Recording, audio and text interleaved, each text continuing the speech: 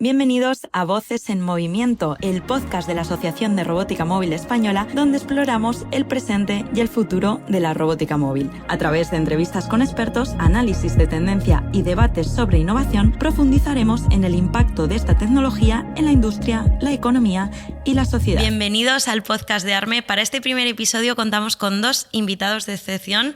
Víctor Domínguez, director comercial y de automatización de Toyota Material Handling España, una de las compañías líderes en movilidad y automatización industrial, destacando en robótica aplicada a la logística y producción con soluciones avanzadas como AGVs y software de gestión automatizada. Ahí es nada, bienvenido, Víctor. Muchas gracias, Ana, por la invitación. También tenemos con nosotros a Marcos Rivas, director de ventas de Visionaf Robotics, una empresa de robótica móvil autónoma que desarrolla vehículos no tripulados y sistemas de automatización para optimizar procesos logísticos en almacenes y fábricas. Su tecnología combina visión artificial y control inteligente para optimizar la eficiencia operativa y ofrecer soluciones escalables en sectores industriales.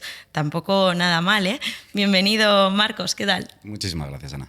Estrenamos el podcast poniendo un poquito de contexto sobre la robótica móvil y haciendo un poco balance del 2024. ¿Cómo ha sido, cómo le ha ido al sector de la robótica móvil en España en 2024? ¿Qué hitos se ha marcado? ¿Qué se espera para el futuro? ¿Cómo lo veis como expertos vosotros, para que me contéis un poquitín de balance del año pasado y qué esperamos de cara al futuro? Comienzo yo, si te parece, Marcos. Diría que hay dos grandes hitos este año 2024 en la automatización, en esta parte de robótica móvil. A nivel competencia, en el sector hemos visto cómo han entrado un montón de compañías, cómo nos hemos puesto al día a algunas que íbamos un poquito más despacio, como puede ser nuestro caso.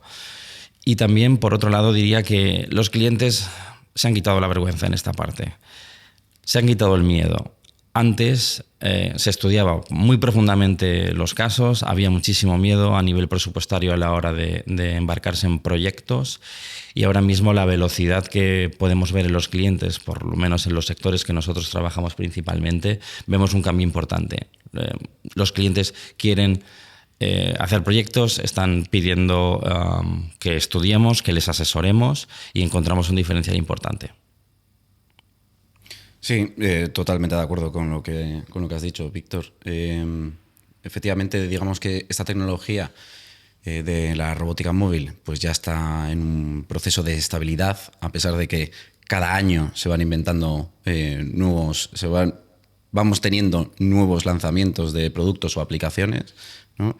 Pero sí que me gustaría decir que con respecto a lo que sería España, el mercado español, sí que he visto que ha habido un crecimiento, pero quizás no ha sido tan grande como nosotros esperábamos, por ejemplo, ¿no?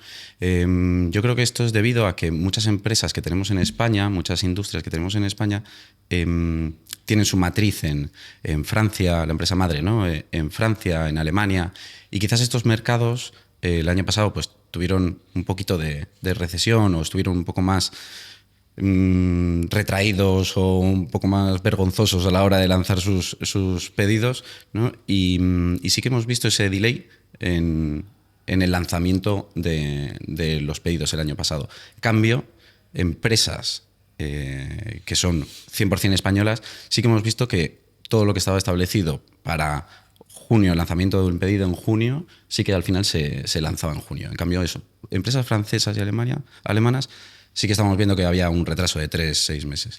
Entonces, bueno, me parece que el mercado español está bien, está muy bien, ha ido muy bien. Está en forma, diríamos, ¿verdad? Sí, total.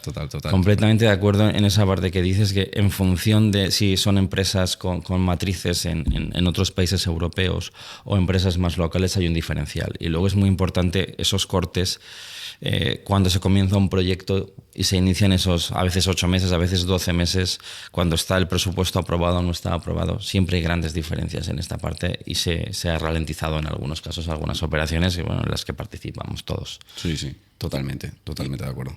Y esa pérdida de miedo que comentabas, con vosotros como expertos, ¿a qué lo achacáis? ¿Qué creéis que ha sido lo que definitivamente les ha hecho dar el paso o ese cambio de tendencia? ¿Y creéis vosotros que eso va a seguir, la tendencia va a continuar este 2025 o que igual ha sido algo más puntual?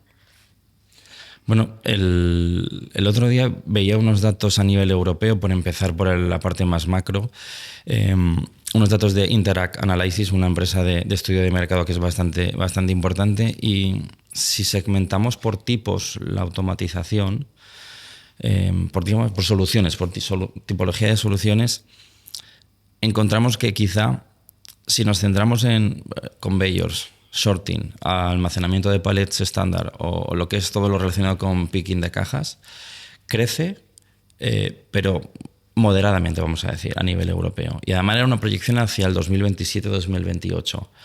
Pero si nos centramos en lo que llamamos el edge picking, que es todo lo relacionado con el e-commerce, ¿no? El picking de las unidades, y con la robótica móvil, esos dos sectores multiplicaban, no voy a decir exponencialmente, no recuerdo exactamente, pero hablamos de multiplicar por 5 en muy poco tiempo. Es decir, la proyección era muy grande.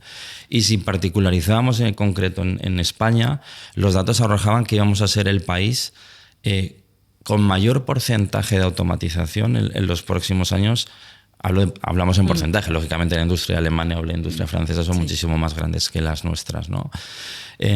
Y esa diferencia puede haber mil motivos. Quizá hemos sido más lentos en el pasado, quién sabe, ¿no? Pero la proyección, particularmente en robótica móvil y en la parte de picking, relacionemos esa parte de edge picking con este Good to Person que puede hacer un AutoStore, un G-Robotics, este tipo de compañías, crecimiento muy alto.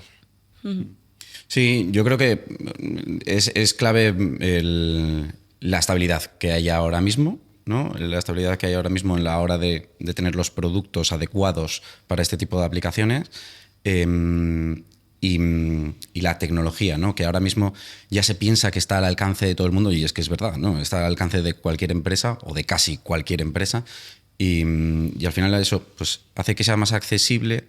A cualquier empresa y la gente ya tiene ese gusanillo, ¿no? Por decir, bueno, vamos a intentar meter una GV en nuestra fábrica a ver qué pasa, a ver cómo funciona, ¿no? Entonces, sí.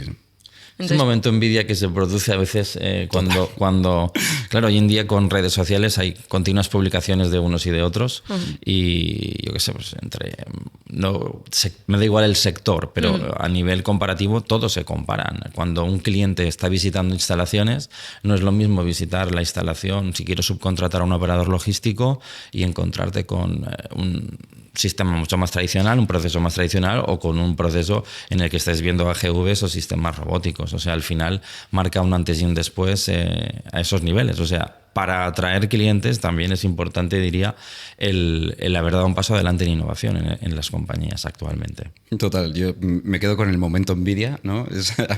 Al final cuando una empresa en la que nosotros tenemos, por ejemplo, instalados AGVs, sirve como showroom, digamos, para nuevos clientes, nuevos potenciales clientes nuestros, ¿no? Y van a ver esa instalación y ven que funciona bien y ven que todos están contentos, que los AGVs se están moviendo bien, pues a ese potencial nuevo cliente le da ese momento envidia, ¿no? Me ha gustado. Y que además lleva un tiempo. En general, ¿no? Sí, Al final sí. en la empresa funcionamos como un poco en la vida real, ¿no? Cuando lo tiene tu vecino y ves que ya, o su coche, cuando tienes un poco ahí de reticencias, pero luego dices, joder, que va bien esto, que me puedo arriesgar, pues ya se animan. Entonces, según lo que me decís, somos optimistas, ¿no? Igual hemos empezado España un poquito más, nos ha costado un poco más dar el paso, pero ahora que ya hemos empezado y nos hemos lanzado, sois optimistas respecto al crecimiento de la robótica móvil y a la expansión, ¿no? Totalmente. Sí. Quizá ese arranque inicial que nos pasa a todas las compañías, vosotros cuando comenzasteis aquí o nosotros cuando hemos comenzado en la parte de automatización, cuando la propia compañía se quita el miedo y cuando la propia compañía tiene muchos ejemplos para llevar a clientes nuevos a ver esas instalaciones, y te encuentras a un cliente que está explicando, a un gerente de un centro que está explicando, ¿verdad? Oye, llevo 5 años con estos cacharros moviéndose por aquí, he generado eficiencia, los trabajadores han aprendido a convivir con ello.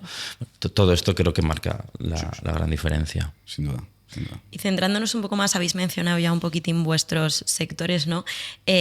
Haciendo un poco más balance y poniendo un poco más el foco, en este caso la pregunta, esta en concreto es para Víctor, pero ¿cómo ha impactado la adopción de esa robótica móvil, sobre todo en la industria de automoción y en la logística, que igual son pues como los primeros, ¿no? Los pioneros, donde ya está un poquito más afianzado la robótica móvil? Yo creo que otros sí que diría que va por barrios. Si me centro en la automoción, es el sector con el que antes empieza a colocar mouse y plataformas, donde hay miles en España. Teniendo en cuenta que además España es el segundo fabricante a nivel europeo, yo creo que es séptimo a nivel mundial, aquí se hacen históricamente muchos coches y dentro de esas fábricas, da igual sean las de Renault, sean las de Grupo Stellantis en general, las de Opel, hay muchísima AGV, muchísimo mouse funcionando. ¿Qué ocurre? ¿Cuál es el cambio dentro de cualquiera de los sectores? Eso da igual. Es una fábrica con automatización y con robótica está más ordenada, porque esto no es sustituir a una persona con una carretilla y poner una AGV que haga lo mismo. No, esto es cambiar el proceso. Y cuando cambias el proceso tienes que ser muy lean. Tienes que cambiar, tienes que realizar una mejora transversal. Dejarlo todo, vamos a decir, ordenado, por llamarlo de esta manera, para que esos AGVs funcionen y sean productivos. O sea, a estas máquinas hay que dejarlas trabajar. Cuanto menos se molesten e interactúen a nivel, digamos que no sean molestadas a la hora de moverse, mejor, son más productivas. Entonces, sector top, que además es casi el 10% del PIB, que es automoción, está súper maduro en esto. De hecho, te diría que ya está a tope, ¿no? Ya no cabe mucho más que renovaciones, porque ya han automatizado una barbaridad. El sector logístico, aquí hay un mundo enorme todavía, hay sector retail para meterse, porque todavía pues ese sector logístico, ¿verdad? Almacén convencional, mucha gente moviéndose, unos tíos haciendo pick, otros haciendo... Esto cambia. Y queda todavía un trecho porque tienen que entender, tenemos que todos saber explicar, que esto es lo importante que tenemos que hacer nosotros, cómo hay que cambiar el proceso, hacer algo lean, dejarlo limpio y entonces vamos a automatizar. Entonces hay un campo de crecimiento allí, no sé si estarás de acuerdo, Marcos, importante en esos sectores. En esto de automoción has comentado, pues ya que casi han llegado al top, ¿no? Porque, bueno, pues ha cambiado el proceso. Entiendo que esos procesos están más instaurados, más implementados dentro de las propias compañías. Pero, ¿qué hitos, cuáles han sido los desafíos, por ejemplo, de este último año? ¿Ha habido algún desafío de implementación en automoción que digas, mira, ahora estamos intentando o se quiere esto? ¿Qué es lo último que se está demandando, en lo que se está trabajando? ¿O ya no hay nada que se pueda...? Sí. Primero, la tecnología no para. Una de las grandes dificultades es cómo conectamos los sistemas con los sistemas de nuestros clientes. Lo que hay entre medio muchas veces genera confusión. No todos los sistemas de unos y otros lados están perfectamente preparados. O a veces los clientes quieren partes en los procesos que nos cuesta implantar. Entonces tienes que estar continuamente creando y mejorando los propios sistemas que rigen todo lo que hay dentro de un automatismo, ¿no? Entonces para mí eso es uno de los grandes desafíos. Y uno de los grandes hitos, diría, lo hemos nombrado antes, ya es una tecnología que se han creído, ya es una tecnología estable. Y de alguna manera yo diría que hemos dado ese paso adelante de que los trabajadores que conviven con esto pues ya entiendan que es un concepto colaborativo, que pueden trabajar dentro del mismo sistema, dentro del mismo almacén, dentro del mismo proceso y que no pasa nada, que no te quitó el trabajo, que no... Todas estas cosas que a veces, esos miedos que se habían generado. Hemos quitado el miedo, hemos hablado del miedo y de la parte de la envidia, ¿no?, que genera también. Entonces, esos dos hitos y desafíos, diría. Se ha normalizado. Exacto. ¿no? En plan, ya está. Ese es el resumen. Se colabora también Exacto. entre personas y de una forma mucho más, ¿no?, normal o más, armoniosa, podríamos decir. Hablando un poco de sectores, hemos hablado un poco de automatización, por supuesto, y de eso va este podcast. Para Marcos, mi pregunta, más enfocado en vuestra compañía y en vuestras soluciones, hablando de la visión artificial aplicada precisamente a robótica móvil, ¿cómo puede esta tecnología implementar cambios, mejorar el sector? ¿Cómo afecta la visión artificial aplicada a la robótica móvil a la evolución del sector? Bueno, al final la visión artificial es el presente y futuro de este sector, ¿no? De la robótica móvil. O sea, otorga más flexibilidad y precisión de los sistemas antiguos. O pensar, por hacer un poco de recap, ¿no? Venimos de sistemas de AGVs de filoguiados, ¿no? Y ahora pues, estamos en el 2D y ahora pasamos al 3D, ¿no? Nosotros en Vision Lab integramos la visión artificial en nuestros AGVs pues para que sean capaces de ver el entorno a tiempo real, ¿no? Que sean capaces de detectar obstáculos, que sean capaces de leer códigos de barras, que sean capaces de ver el volumen de un palé, ver cómo está colocado el palé y en función de eso pues tomar decisiones en tiempo real, ¿no? Como puede ser, yo qué sé, pues hacer el apilado a una altura o a otra altura, o recoger el palé y tengo que hacer pues recalcular la ruta, ¿no? Pues para recoger el palé porque estaba mal posicionado por el operario, ¿no? Entonces, al final pues da una eficiencia mayor en cuanto a lo que teníamos previamente. Y sobre todo una escalabilidad, ¿no? Porque al final con la visión artificial pues no necesitas de infraestructura externa adicional, no necesitas de una estructura adicional, entonces si quieres meter alguna AGV mayores pues no vas a tener problema, y si el cliente quiere modificar el entorno para añadir cualquier otra cosa, pues como los AGVs pueden leer el entorno, se podrían llegar a adaptar sin tener que modificar nada de la instalación, que previamente, o sea, en la tecnología que teníamos anterior, pues tenías que cambiar el filoguiado, ¿no? Claro. Por ejemplo, para cambiar una ruta. Podríamos resumirlo un poco en que gracias a la visión artificial, si esto es incorrecto, por supuesto me corriges, no solo los AGVs o la robótica móvil ejecuta, sino que es capaz de tomar un poco decisiones, ¿no? Totalmente, efectivamente, justo eso, ¿no? Pues el AGV, por ejemplo, ve un palé que está mal posicionado, bueno, dentro de unos márgenes, obviamente, sí, claro. Si está a 5 metros no te lo va a ir a recoger, ¿no? Pero si está dentro de esos márgenes, pues el AGV es capaz de recalcular su ruta para hacer la correcta recogida o la correcta dejada, ¿no? De dicho palé, efectivamente. Sí. ¿Y qué es lo siguiente, no? Porque hablando un poco de esto, ya no solo ejecutan, habéis hablado de ya no solo siguen una línea, ahora son capaces de ir un poco de forma autónoma, reconducir, por así decir, el pedido, o de decidir cambiar una altura porque es más óptimo o más eficaz en ese momento para la producción o para la empresa. ¿Qué es lo siguiente? ¿Cómo esperáis que evolucione el sector, la robótica móvil, con estos cambios que me habéis dicho, con esta unión ya más y no sé cómo establecido en las empresas, con las personas, esta colaboración? ¿Cómo veis el futuro de la robótica móvil o en estos próximos 5 años, por ejemplo, en España? Bueno, yo no sé en cuanto a tecnología, yo no sé qué son capaces de desarrollar a mayores, o sea, de verdad, no tengo ni idea de qué se les puede ocurrir a los chicos de I+D, tanto de una empresa como de otra, pero yo creo que lo siguiente van a ser el desbloquear ciertas aplicaciones. Ciertas aplicaciones que todavía ahora son muy nicho y son muy complicadas de realizar por culpa de la tecnología que teníamos antiguamente, y yo creo que la siguiente aplicación que tiene que salir es, ¿no?, digamos, el santo grial, que sería la carga y descarga de camiones, ¿no? Que esa es pues el primero que lo saque se copa el mercado, ¿no? Yo aquí diría, recogiendo lo que decías antes también de la tecnología que vosotros estáis aplicando, aquí hay un híbrido, al final hay una fórmula conjunta en la que hay que estudiar el retorno de la inversión, ese coste de la tecnología. A veces hay tecnologías que son impresionantes, pero hoy son carísimas ponerlas en marcha, y al final la productividad que el cliente quiere.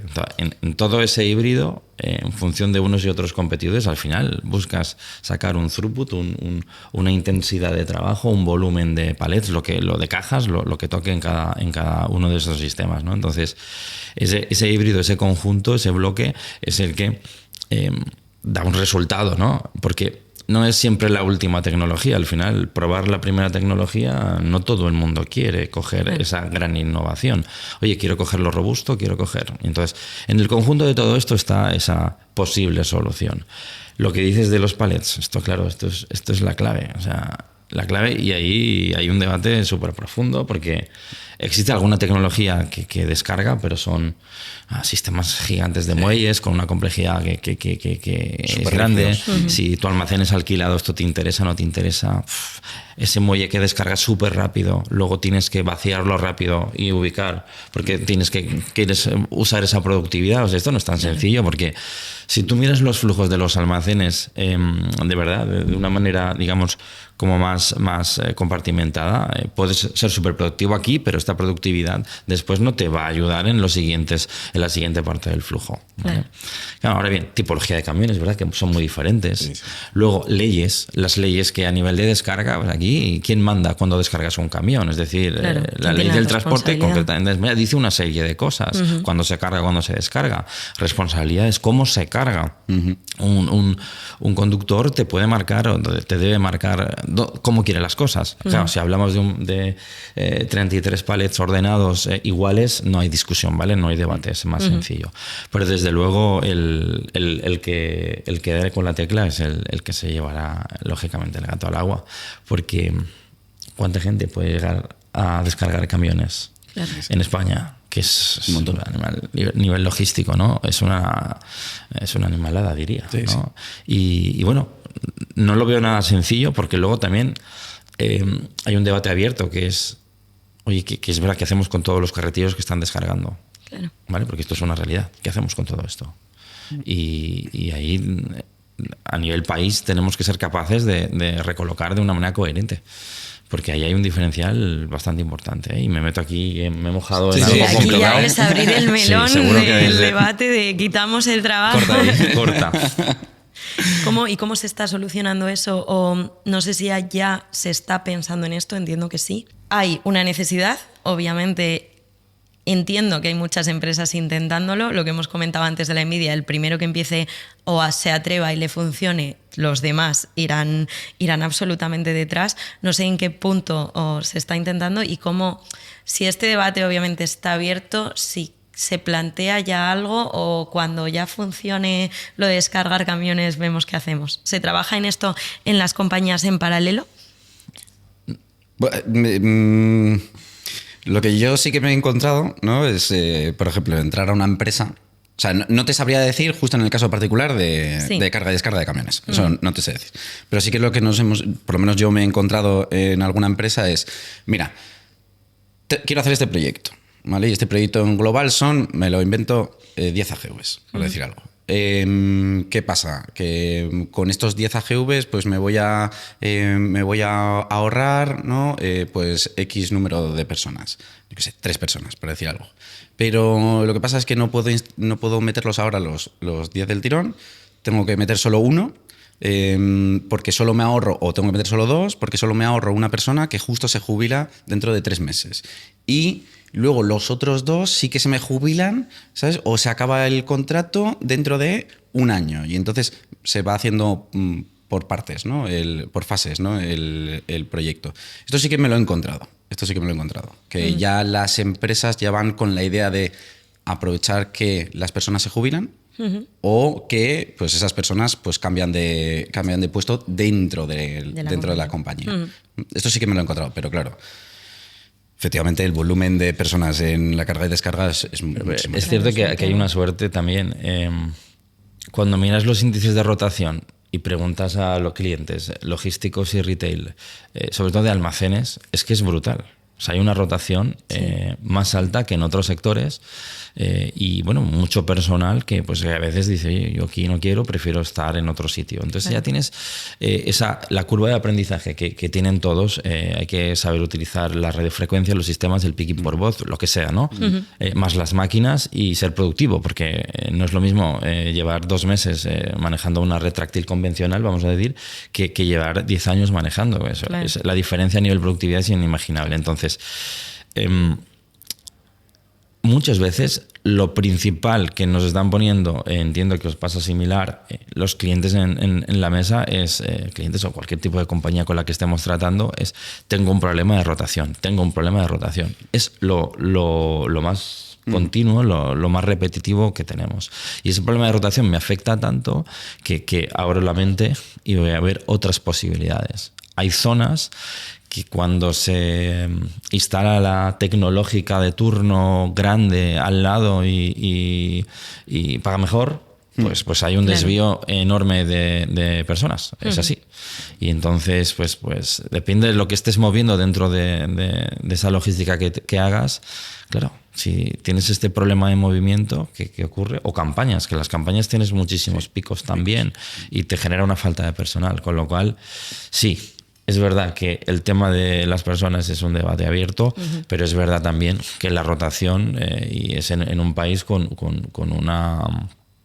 pues con un desempleo de más del 10%, que el otro día estaba en una reunión europea y me lo comentaba creo que era en Holanda, con un paro, prácticamente diríamos que no, el paro técnico no hay, ¿vale? 2-3%. Si ya es así en general en un país, imagínate en este tipo de sectores, con lo cual la potenciación a nivel de inversión en robótica móvil es todavía mayor en esos sitios donde tienes ese problema de rotación acusado más poco desempleo. Voy a aprovechar esto que comentas, que estabas precisamente en una reunión pues europea hablando de este tema, para que ambos me podáis contar un poco cómo está posicionada la robótica móvil española de forma internacional, cómo estamos en este tema, porque hemos hablado la necesidad de ese cambio en ese proceso, por ejemplo, el ejemplo de cambio de carga y descarga de camiones, pero en el punto tecnológico también, ¿cómo estamos? ¿Cómo está la robótica móvil española en el contexto internacional? ¿Cómo estamos posicionados? Yo creo que estamos posicionados muy bien, pero aún así infravalorados. Me explico, o sea, igual tenemos un conglomerado de empresas, tanto fabricantes como integradores en España, muy potente, pero a pesar de ello seguimos creyendo que los alemanes son mejores que nosotros, ¿no? Se sigue creyendo. Y pues eso, yo sí que creo que estamos muy bien posicionados. Somos muy buenos en lo que hacemos, tenemos integradores que son muy buenos, muy potentes, pero eso, creo que hay todavía nos infravaloramos nosotros mismos, nosotros mismos es lo que creo. Efectivamente hay que creérselo. Eso. Hay que creérselo y yo creo que a veces tenemos complejos, ¿no? Creo que pasará en más sitios, pero hay buenos integradores, empresas como vosotros o como nosotros, que somos, vamos a decir, asiáticos, unos japoneses, otros chinos, que encontramos buenos colaboradores, buenos concesionarios, como vosotros también elegís, ¿no? Buenos partners o grupos o compañías que nos acompañen. Y luego, si vamos al momento fabricantes, aquí hay empresas también, fabricantes potentes, que han hecho las cosas bien. Lo que pasa es que es verdad que también ha llegado que ¿dónde se inicia al final? Al principio se inicia en automoción mucho, y cuando la automoción la saturas de alguna manera ya tienes que internacionalizarte, y ahí es donde a algunas compañías nuestras les está costando, porque claro, ya cuando te internacionalizas ya te vas al país vecino, Francia, y también tienen sus locales ellos, claro. ¿Vale? Y entonces ahí es donde ya, es lo que te decía al principio, vemos como hay mucha competencia. ¿Vale? Muchísima competencia. No sé, me imagino que nos veremos también en Alemania en Logimat, que tendréis, están ahí estos en marzo, abril, ya se me ha ido la fecha, y es brutal lo que encuentras allí. La cantidad de compañías, te hablo de cientos de compañías ofreciendo exactamente lo mismo, algunas de ellas con los mismos robots pintados de diferentes colores, por decirlo de alguna manera clara. Y es complicado, o sea, no es una feria, yo recuerdo 7, 8 pabellones solo enseñando exactamente lo mismo. Luego también tienes la parte de integración más de lo que te decía de each picking o de case picking. Y bueno, yo creo que este es hay que saber elegir, porque no todas estarán dentro de 5 años, sean locales o sean internacionales. Es que esto es muy importante. No puede haber tanto mercado, porque muchos son startups. ¿Cuánto quedará vivo dentro de un tiempo? Por eso digo que es muy importante la correcta elección, ¿vale? De compañías que sean robustas, que lleven años en el mercado y que si llevan poco, al menos estés asegurado que hay futuro dentro de lo que implantes, ¿eh? Porque no hay nada más peligroso que lleves unos años, algo falle y te haya desaparecido tu proveedor, que no será ni el primer ni el último caso que hemos observado en el mercado algunas veces. ¿Qué medidas consideráis que son necesarias para impulsar esto internamente dentro del país? Habéis dicho que no nos lo creemos mucho, pero que sí que somos buenos, tenemos un buen posicionamiento, pero ¿qué medidas serían necesarias? No sé si de normativas, para vosotros, ¿qué medidas serían necesarias para impulsar la robótica móvil en España o desde España? Pues yo diría primero formación, segundo formación, tercero formación, ¿no? O sea, me parece súper clave esto a nivel, pues, ¿no?, de las universidades, formar ya a los chicos, ya meterlos directamente en este sector, que creo que sí que se está abriendo. O sea, la robótica, bueno, cuando yo estudiaba, sí que ya estaba, pero claro, la robótica móvil... Pero lento, es verdad. Todavía no estaba en ese momento, soy mayor. Y yo creo que hay que reconducir por ese lado. Y luego también módulos, ¿no? Los módulos de formación, lo mismo, ¿sabes? Porque, bueno, al final se necesita de todos los lados, ¿no? Formación, clave. Y luego sí que es cierto que, por ejemplo, te encuentras con empresas como, yo qué sé, pues Renault, Stellantis, que son bien grandes y que tienen dinero y que son capaces de llegar a proyectos de gran envergadura, tener subvenciones europeas, etcétera. Yo apostaría por algún tipo de ayuda económica o ayuda fiscal, ¿no? Para pymes españolas, para que puedan llegar a implementar los AGVs, ¿no? Porque igual hay una pyme que trabaja en producción o logística, que trabaja solo a un turno y está ahí al palo de poder conseguir ese proyecto, ese retorno de inversión que no llega. Tal cual. Entonces, igual con esa ayuda sí que se podría llegar a conseguir, ¿no? Y al final estás potenciando el mercado español, la industria española, porque estás haciendo que esa empresa, esa pyme, pues sea capaz de meter una AGV y sacarle mayor eficiencia productiva, ¿no?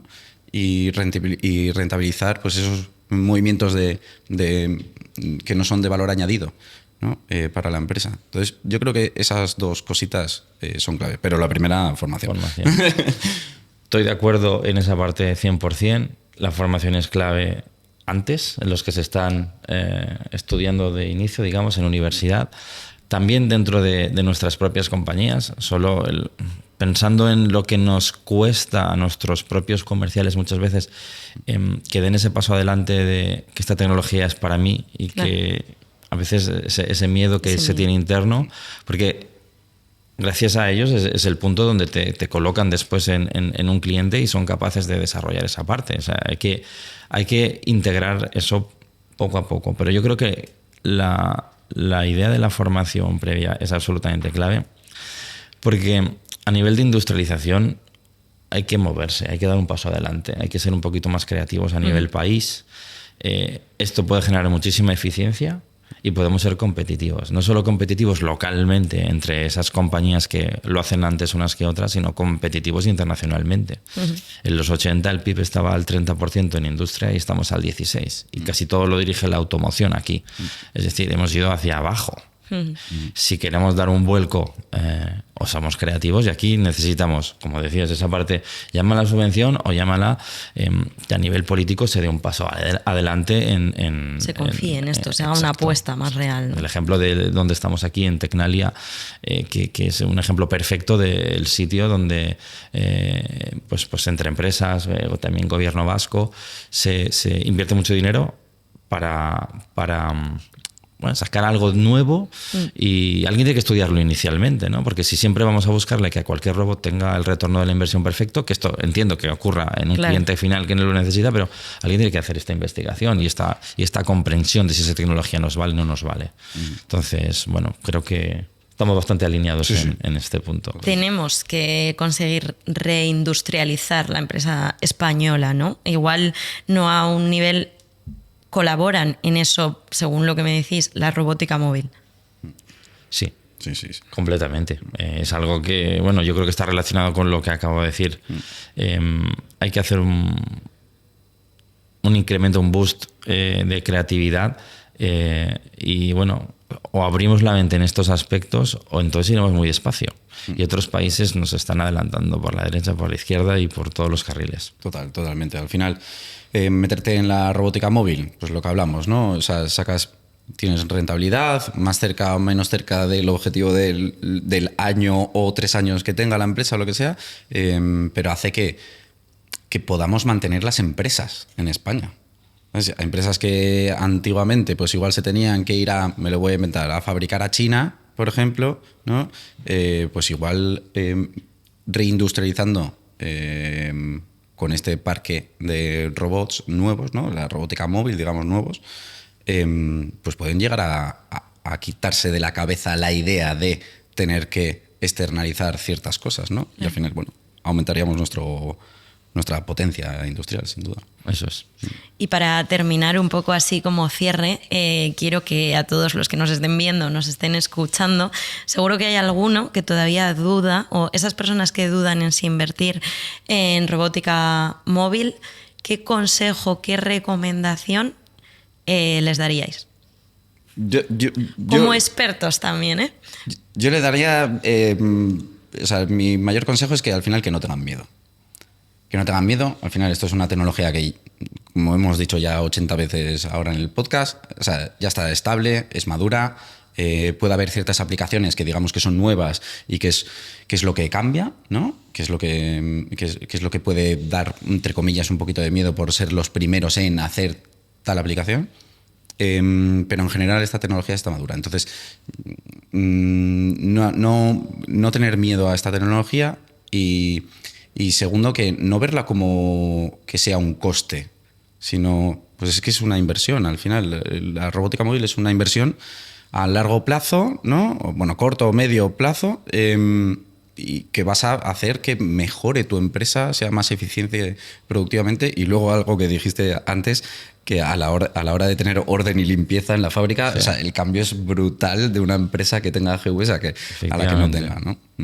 Entonces, recojo esa segunda parte que decía, es no lo veamos como un coste, no lo veáis como un coste, sino como una adopción de estrategia competitiva. Sí. Es decir, aquí hay que hacer el cambio de mentalidad, porque esto es algo estratégico. Y si quieres, añado una tercera, ¿no? Es, bueno, pues asóciate, guíate de buenos partners que te ayuden a entenderlo. Ese es el punto. Porque yo creo que es que un buen acompañamiento es clave en todo esto. Total.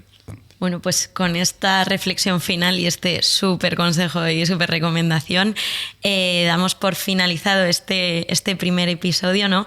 Del podcast de ARME, como he dicho antes, un podcast de la Asociación Española de Robótica Móvil.